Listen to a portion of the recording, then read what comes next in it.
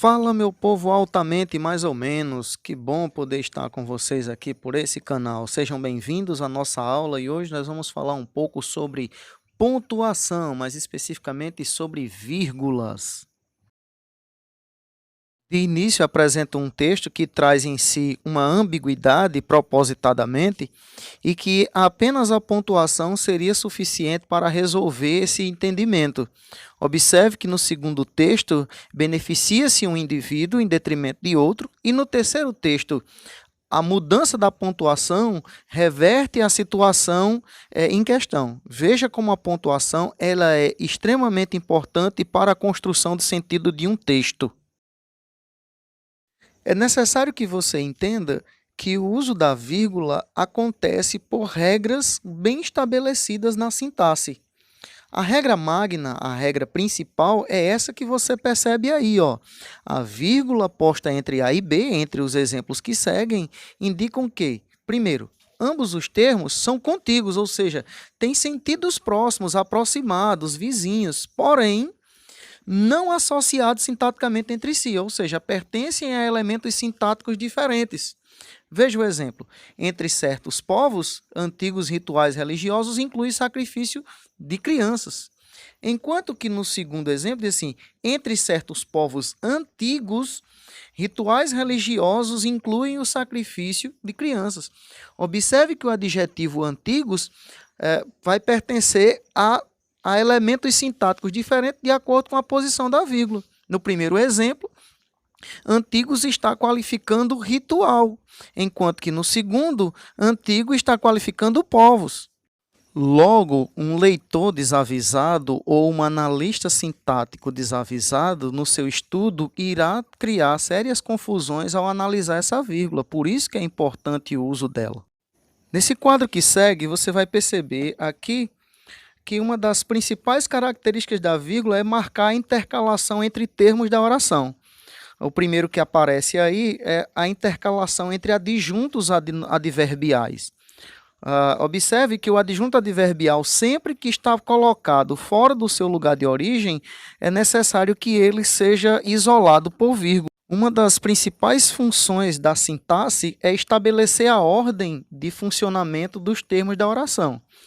Como o adjunto adverbial é um termo acessório que normalmente deve aparecer no final da oração, sempre que ele é colocado fora do seu lugar de origem, ele precisa ser isolado por vírgula para não misturar os termos essenciais com o termo acessório. Então, veja aí, as cidades crescem exageradamente no mundo moderno. Observe que esse no mundo moderno, que é um advérbio ou um adjunto adverbial de lugar, foi colocado entremeado na oração, entre o sujeito e o seu predicado.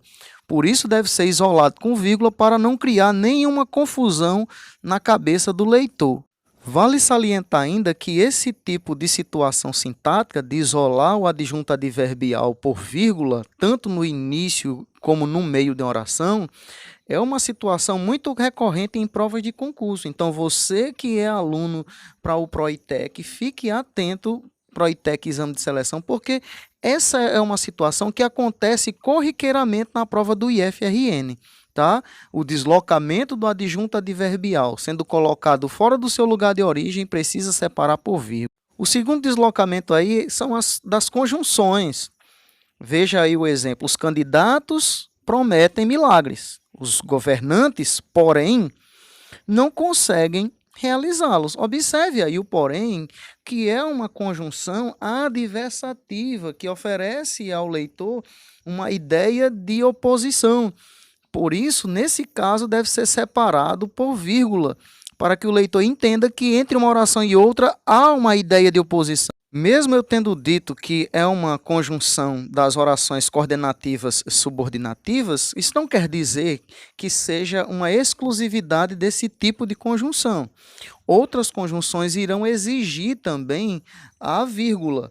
E outras também não exigirão. Então, é necessário que você conheça o uso de vírgula nas conjunções e conheça também as conjunções para saber quais as que vão exigir esse tipo de funcionalidade. Mas, nesse caso aqui, a adversativa, ela exige sim o uso da vírgula para separar as orações. Talvez você esteja diante de um dos dilemas da intercalação, porque há uma certa similaridade, uma certa semelhança entre aposto e vocativo, e aí você pode ficar um tanto quanto duvidoso quando é aposto, quando é vocativo, mas deixa eu deixar bem claro na sua cabeça aí para que você não confunda, né? Fica um pouco assim meio coisado, você que é meio assim altamente mais ou menos. Primeiro, aposto é um termo acessório que sempre vai fazer referência ao substantivo anterior a ele.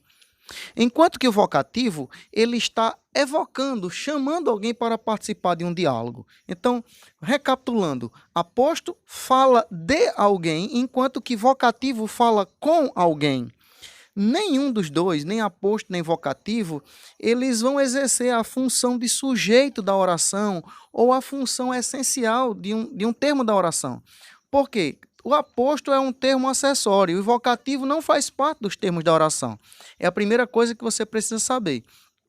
Então, eles sempre aparecerão isolados por vírgula, quer seja o aposto, veja aí o exemplo, General de Gaulle, ex-presidente da França, foi alvo de vários atentados. Veja que ex-presidente da França é um aposto explicativo sobre esse general, o general de Gaulle. Então, observe que ele retoma, ele traz o general, mas explicando quem é ele. Por isso vem entre vírgula. Então, ele está falando de alguém. No outro caso, você vai perceber o vocativo. Você conseguirá perceber com pouca dificuldade a partir do exemplo que diz: sinto muito, freguês, mas esse desconto eu não posso fazer. Observe que freguês está em destaque aí, é alguém, o sujeito da oração evoca alguém para participar do diálogo, seu interlocutor, mas o sujeito não é freguês, o sujeito sou eu, mas esse desconto eu não posso fazer. Então, veja que tanto poderia construir esse texto assim, freguês, vírgula, sinto muito, vírgula, por causa da conjunção mas que nós falamos na intercalação passada. Esse desconto eu não posso fazer. Também pode aparecer da seguinte forma, do jeito que aparece aí, sinto muito, freguês, mas esse desconto eu não posso fazer. Ou então eu poderia colocar esse exemplo do freguês, do vocativo, lá no final da oração.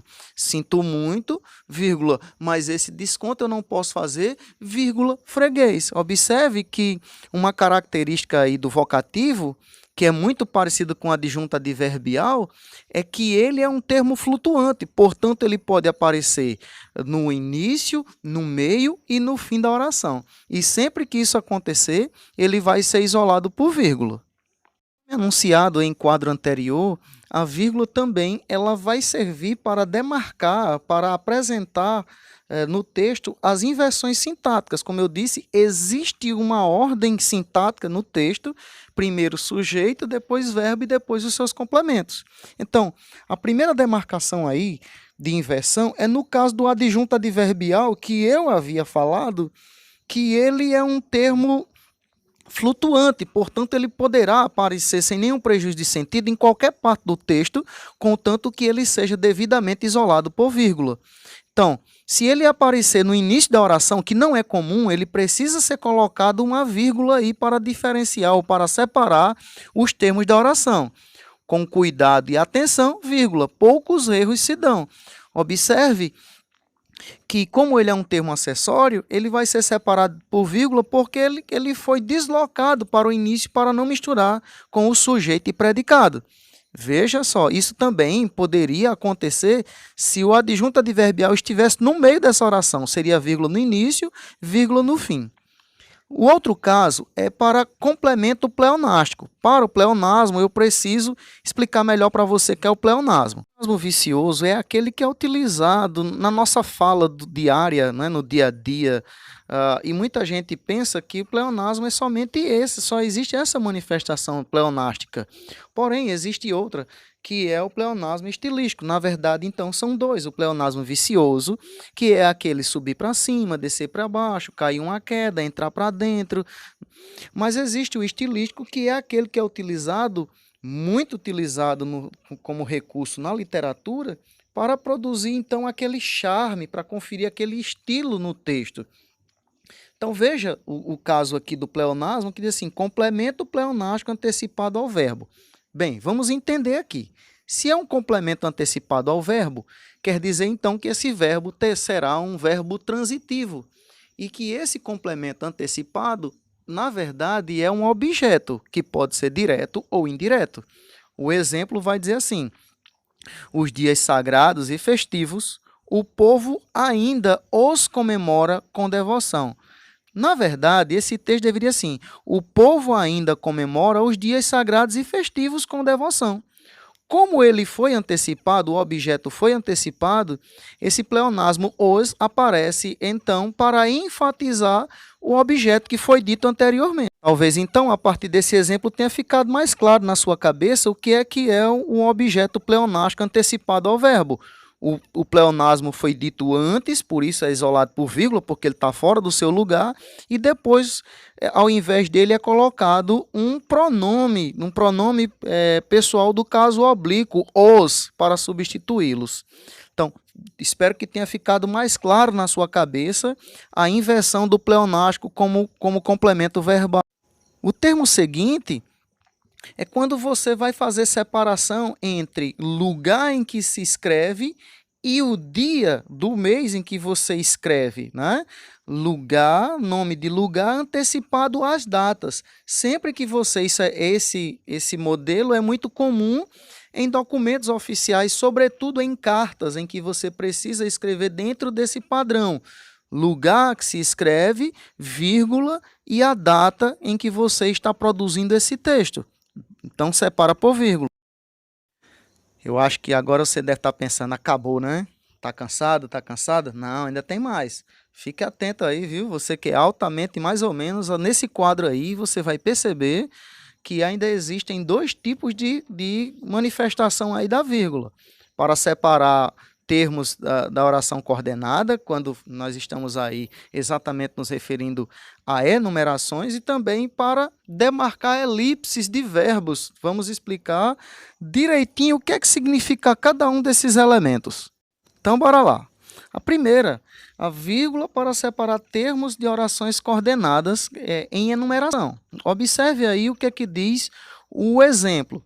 Na oração diz assim, os Jogos Olímpicos reúnem países da Europa, vírgula, América, vírgula, Ásia e África. Observem que existe aqui uma enumeração, elementos sintáticos de iguais valores. Os Jogos Olímpicos reúnem países de onde? Da Europa, vírgula, da América, vírgula, da Ásia e África. Então, como tem valores sintáticos iguais, são separados por vírgula. É uma enumeração. Espero que tenha ficado bem claro aí. Sempre que, dentro de uma enumeração, independente de ser um período simples ou composto, aparecerem elementos sintáticos que têm o mesmo valor, você precisa separá-los por vírgula. Olha aí, os Jogos Olímpicos reúnem. Reúnem o quê? Países. Reúnem países de onde? Aí vem aí, o que é que segue aí? A sequência de continentes que devem ser separados por vírgula. O segundo do quadro é quando a vírgula ela demarca, ela isola a elipse do verbo. O que é uma elipse? A elipse é quando um termo, nesse caso especificamente, é quando o verbo é dito na primeira oração do período e na segunda ela é substituída por uma vírgula, ela é suprimida pela vírgula. Então, nós chamamos isso de elipse. É fácil de você lembrar elipse quando você estiver estudando verbos, ou melhor, desculpem, sujeitos. Existe o sujeito oculto, que também é chamado de sujeito elíptico, porque ele está na oração, mas ele não pode ser visto, ele apenas é subentendido. Então, olha aí o exemplo. Vamos comemorar antes a paz, depois, vírgula, a vitória. Então, observe que o verbo comemorar, na segunda oração, está subentendido. Depois, vamos comemorar a vitória. Então, na verdade, nem é um verbo, é uma locução verbal. Vamos comemorar. Ficou subentendido aí. E aí, ficou mais claro para você identificar e entender as duas situações, quando a vírgula é utilizada para separar elementos sintáticos de valores iguais dentro das orações coordenadas, e quando é um caso de elipse, ou seja, quando ele aparece no primeiro momento e no segundo ele é suprimido pela vírgula. Bom, você vê que é caso simples, simples, simples. De Rocha?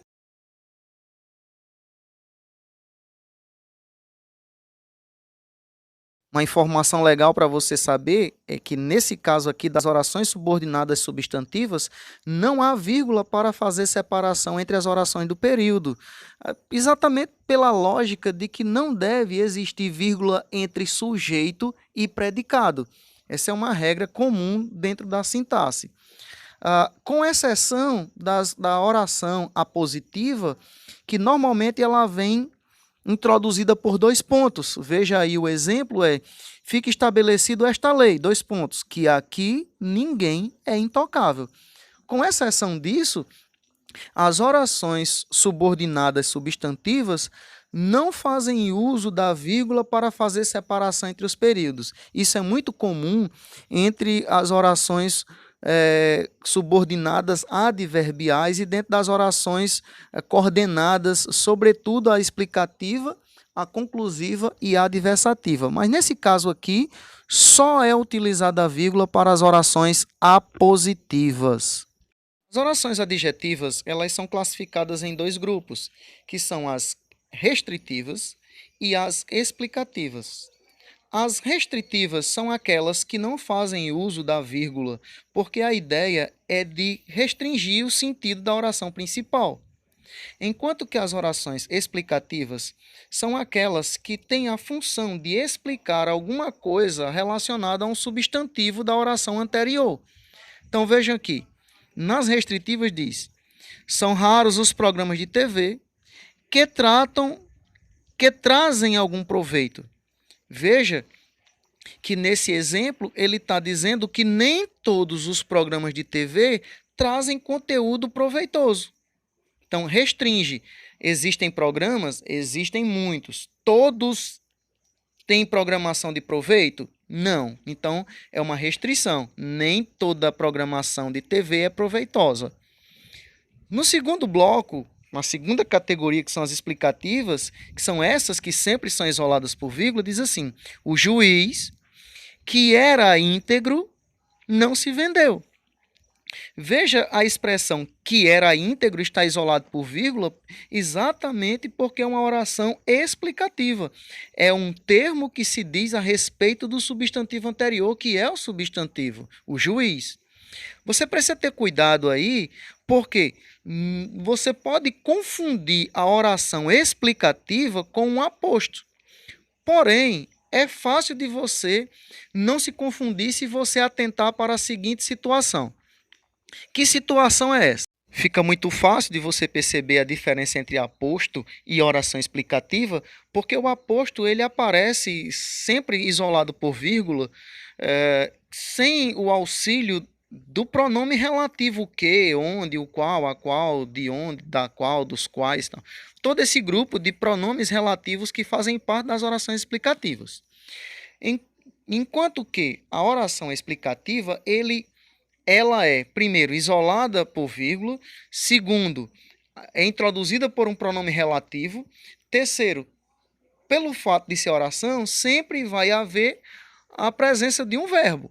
Então fica bem claro, bem clara a distinção entre aposto e vocativo aí, você não vai se confundir. Uma informação adicional sobre a oração explicativa que diferencia da restritiva é que as provas de concurso sempre exploram esse tipo de oração porque a presença ou a ausência da vírgula poderá alterar o sentido da oração. Então fique atento que pode ser uma mesma oração com ou sem vírgula e altera o sentido dela. Meus queridos, uma informação importante necessária que você precisa saber é quando nós estamos nas orações subordinadas adverbiais e a oração subordinada ela é antecipada à oração principal. ou seja, quando o adjunto adverbial, a oração que tem valor de advérbio, ela é deslocada para o início. Como nós vimos lá nas orações, nos períodos simples, quando o advérbio ele é deslocado, ele é antecipado para antes do sujeito ou entre o sujeito e o predicado, separa por vírgula. Então, nesse caso aqui, acontece a mesma coisa. Se a oração subordinada vem antes da oração principal, elas duas são separadas por vírgula. Olha o exemplo. Ainda que a situação fosse adversa, vírgula, conseguimos bom resultado. Veja que a antecipação da oração subordinada fez com que uma vírgula aparecesse para separá-las. Na inversão, ou seja, na outra situação, quando a oração principal é a primeira e depois a oração subordinada, a vírgula também está correta, porém ela não é obrigatória. Veja o exemplo. Todas as dúvidas caíram por terra quando chegou a notícia oficial. Veja que a vírgula apareceu. Ela apareceu mesmo sem ser obrigatória e em ambos os casos o uso dela está perfeito. Pode ser com ou sem, porque a ordem sintática está correta. Na realidade das orações coordenadas, podemos dizer que existem dois blocos, que são as assindéticas, que são aquelas que não fazem uso do sindeto ou da conjunção, e as sindéticas, que são aquelas que usam as conjunções, e existem 5 tipos de orações sindéticas, né? Nesse caso, nas orações assindéticas, sempre é necessário o uso da vírgula para fazer separação entre uma oração e outra dentro do período. Veja o exemplo. Pegou o recado, vírgula, leu-o, vírgula, disparou para a rua. Veja que há 3 orações dentro desse período e como não há conjunções para fazer a separação entre ambas, então separa-se por vírgula. Isso não quer dizer que nas orações sindéticas que haja o uso das conjunções não seja necessário fazer uso da vírgula. É necessário sim. A exceção do uso da vírgula nas orações aditivas em que nós fazemos uso da conjunção, a conjunção aditiva e. Isso não quer dizer que nas orações sindéticas não faça uso da vírgula. Não, também é necessária. A exceção é para o uso das conjunções sindéticas aditivas e. Nesse caso, não haverá uso da vírgula, exceto se dentro do período o sujeito da oração for o mesmo. Porém, se dentro do período houver 2 sujeitos diferentes, então há necessidade, mesmo que haja conjunção e, há necessidade da vírgula. Gente, muito bom ter estado com vocês nesse momento de vídeo. Espero que vocês aproveitem. Até uma próxima oportunidade. Beijos para vocês.